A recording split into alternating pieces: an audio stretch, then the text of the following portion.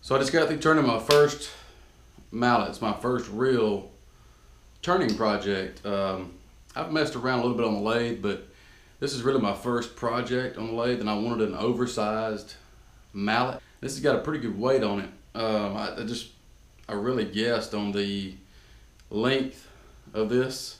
I wanted an oversized handle to make it feel beefy.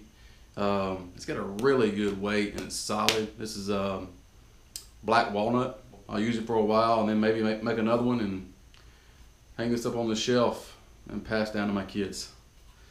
Alright guys, thanks for watching, and if this is your first time, please subscribe. Please comment. Sharing always helps, and give me the like, thumbs up button. So until next time, see you guys later.